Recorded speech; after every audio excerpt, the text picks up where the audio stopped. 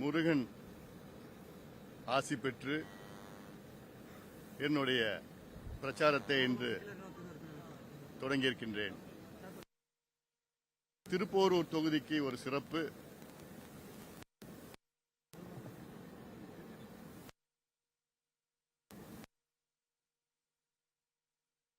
பெண்களை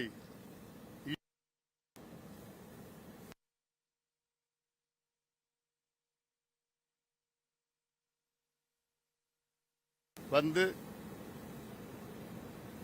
தாரகாசுரனை வீழ்த்திய மண் இந்த திருப்போரூர் மண்.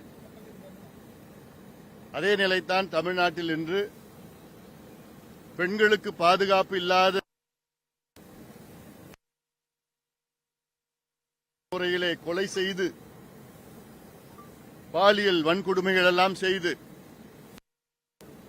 இன்று தமிழ்நாடு வாழ தகுதி இல்லாத ஒரு மண்ணாக திமுக ஆட்சியில் மாறிக்கொண்டிருக்கிறது.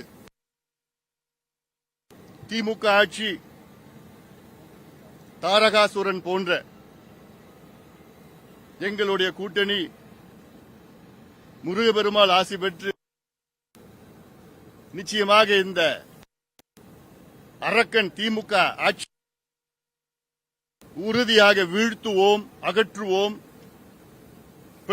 பாதுகாப்பு வழங்குவோம், நல்லாட்சி நாங்கள் தருவோம். அந்த நம்பிக்கையோடு இன்று எங்களுடைய பயணத்தை இன்று பிரச்சாரத்தை தொடங்கியிருக்கின்றோம். இந்த தொகுதியிலே அதிமுக தலைமையிலான தேசிய ஜனநாயக கூட்டணியின் வெற்றி வேட்பாளர்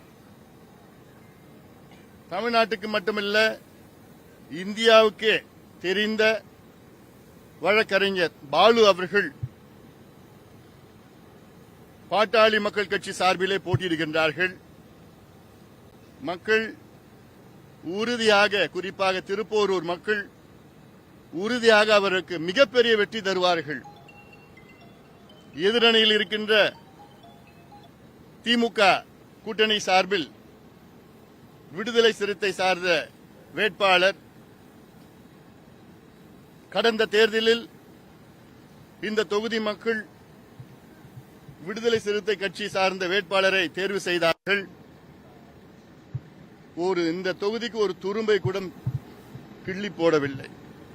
அதனால் மக்கள் மிகுந்த கோபத்தில் இருக்கின்றார்கள். அந்த வகையில் வழக்கறிஞர் பாலு அவர்கள் இந்த தொகுதியிலே வெற்றி பெறுவது உறுதியாகிவிட்டது.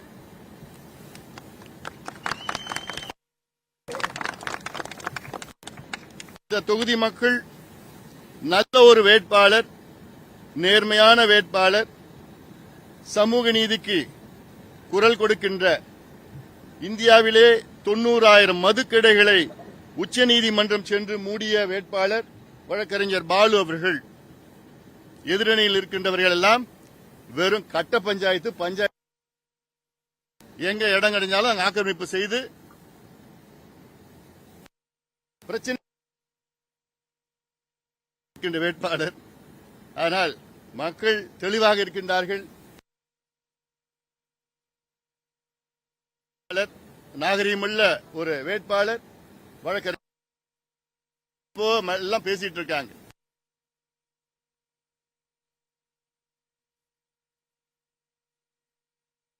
அந்த வகையில் இன்று என்னுடைய பிரச்சாரத்தை தொடங்குவதில் எனக்கு மகிழ்ச்சி.